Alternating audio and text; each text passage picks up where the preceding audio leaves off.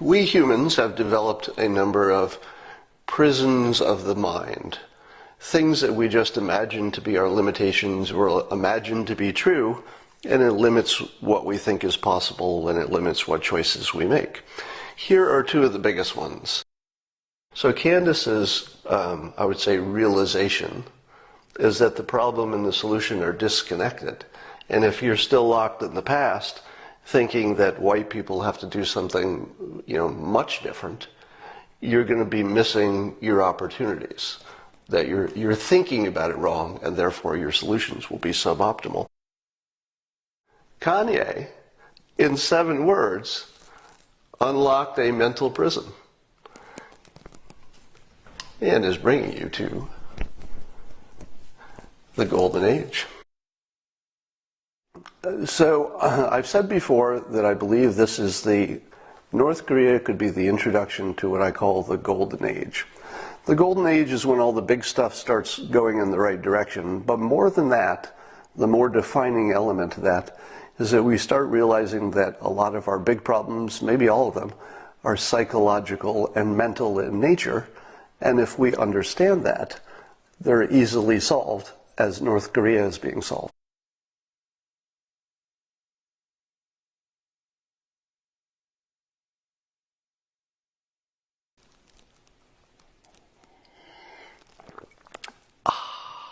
Oh, that's good. All right.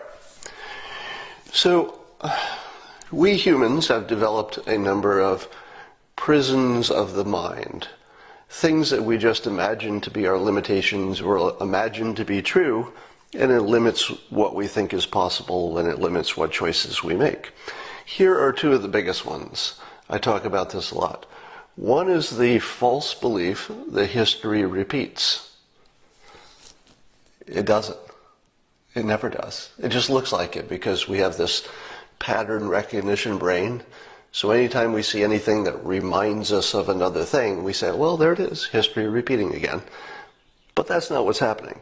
History can't repeat because all the variables are changing all the time. So you can't ever have the same starting point you ever had in history. History never repeats, ever. If you think it does, you're in a mental prison. If you think it doesn't, do you know what happens if you think that history doesn't repeat? Then you can become president of the United States without ever being a politician. If you believe that history repeats, you don't even try. President Trump is not in a mental prison. Did he think that North Korea was unsolvable? Nope. Did he think he couldn't negotiate trade deals? Nope, he didn't think that. Did he think he couldn't give people nicknames and win an election that way? With other stuff, of course. Nope. Did he think he could, that nobody could talk about immigration without being labeled a racist and therefore, their life was over? Didn't seem to bother him. He consistently shows you that history doesn't repeat. Where do you get that? Well, probably it traces back to the same place I got it.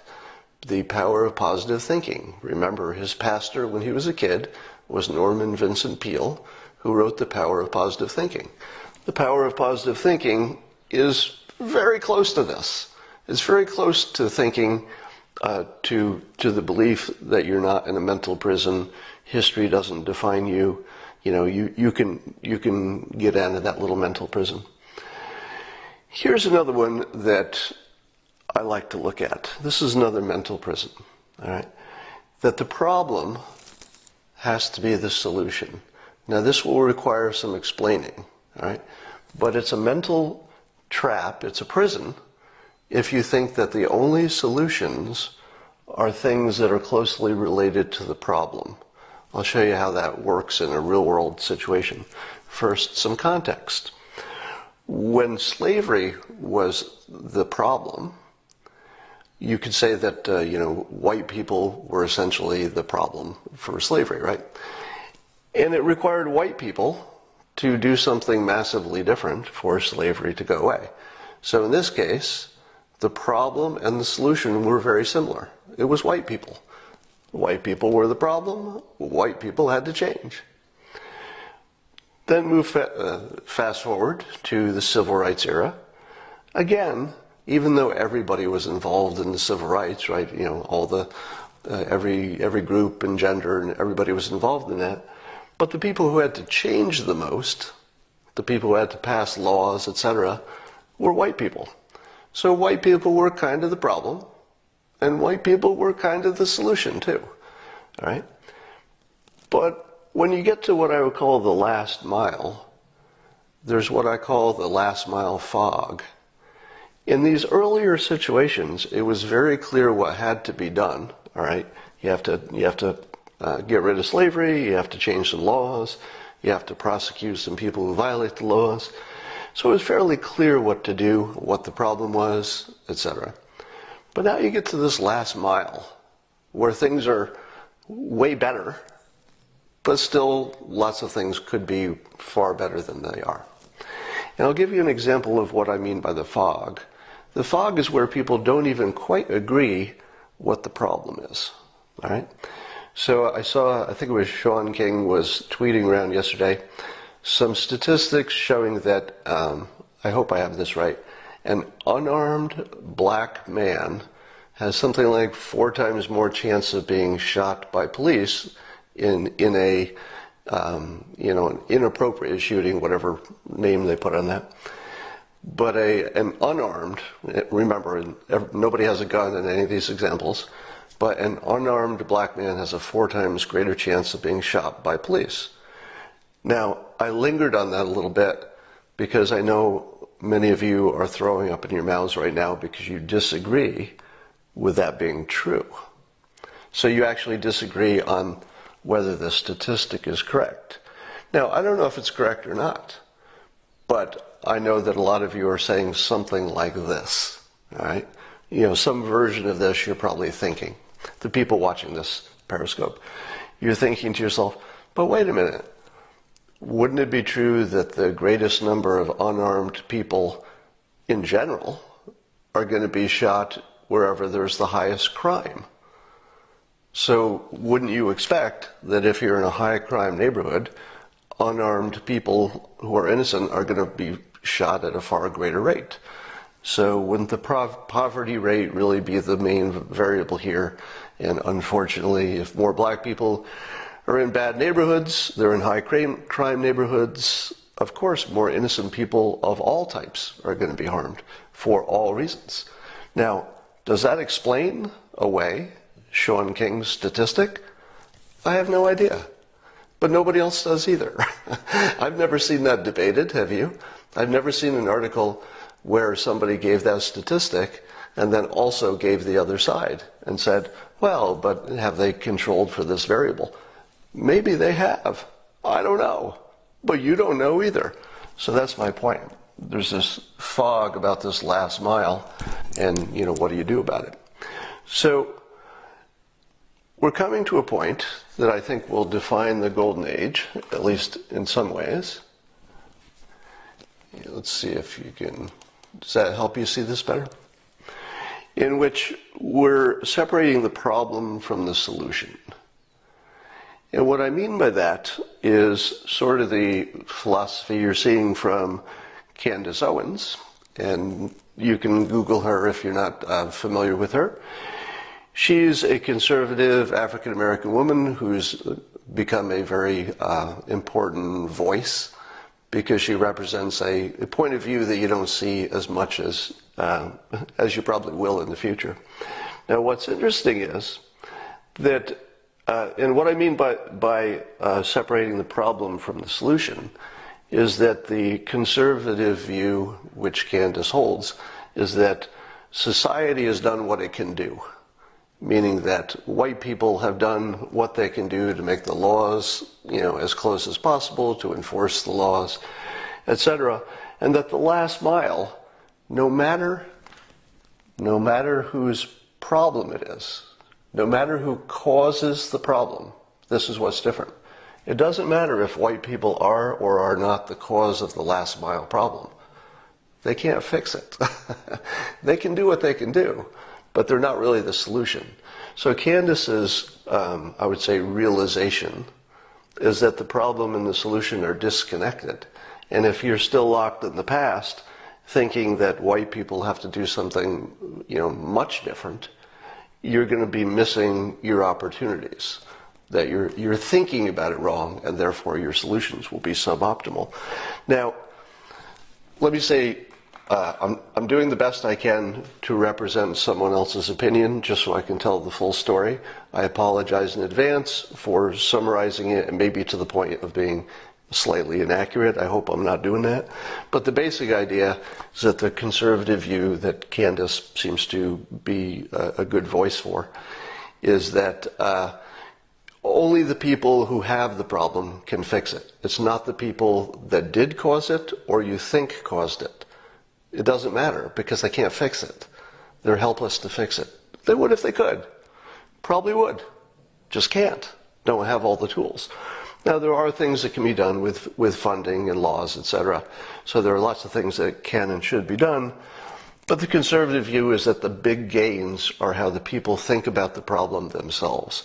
In other words, Candace is saying that we're in the golden age already, and that the biggest problem here is the way we think about the problem. Because if we think about it differently, we can get to a better place. What was the big news of the week? Kanye West, who is famous for saying things like George Bush doesn't care about black people, for getting on stage with Taylor Swift and making a statement that Beyonce should have won and that probably racism was part of the voting. So somebody who has strong credentials for being, an advocate for African Americans and, against racism. So Kanye has good credentials from that point of view. What did he tweet? He tweeted, "I like the way Candace Owens thinks." 7 words. And he ripped a hole in reality with 7 words. Because Kanye is supposed to be over here. And Candace is supposed to be over here. And they're not ever supposed to say the other one said something right. All right? That's not supposed to happen. But Kanye did it anyway.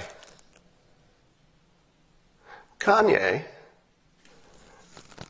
knows history doesn't repeat. He's not a prisoner of the mind. He knows that the problem is not the solution. Whatever you want to say about Kanye's politics, and I don't even know what his preferred politics would be. I'm not even sure what party he would run for it if he ran for president at this point. Whatever else you want to say about him, and I don't know enough about his actual, management skills or political ability, but he did something that you could rarely see. He actually just altered reality. He just made the entire conservative Twitter sphere just go something like this. It's like your head just went, what did I just see? Did I really see this? Now forget about, which of these views you like the best. That's not even the story. Forget about whether you think Candace has everything right or everything wrong. That's not the story. The story is that these two people that shouldn't be in the same conversation, in 7 words, Kanye just changed that. And he just freed a lot of people from a mental prison. Kanye, in 7 words, unlocked a mental prison and is bringing you to the golden age. All right, so that's my my sweeping analysis, and I think that we may see more and more examples of things we just didn't think were possible becoming routine, and that would be as much because we're thinking about things differently than because our technology is getting better or we're getting smarter. I think we're going to be just thinking that a lot more is possible than we ever thought before. And then a lot of our barriers are just mental prisons. And Kanye just showed you how to get out. Love him or hate him, he did that for you. So I've said before that I believe this is North Korea could be the introduction to what I call the Golden Age. The Golden Age is when all the big stuff starts going in the right direction, but more than that, the more defining element of that is that we start realizing that a lot of our big problems, maybe all of them, are psychological and mental in nature, and if we understand that, they're easily solved as North Korea is being solved. Take that thinking to Iran. All right, what was our biggest problem with North Korea before? They'll never give up. They'll never give up their nuclear weapons. Kim is crazy. Turns out none of that was true. He wasn't crazy, and he would give up his nuclear weapons. The most central things that people universally believed are true. Like, you didn't even find people on the other side of that argument. Just weren't true. They were actually illusions. Now, that was my take on this from the start, that there are some illusions preventing us from a good result. Now imagine that you create that new knowledge for society. The new knowledge that we almost had a nuclear war over something that was a psychological condition. Right? That's important to learn because the world is learning it right now. We're learning that we almost nuked ourselves over a psychological glitch, that we thought things were true that just weren't true.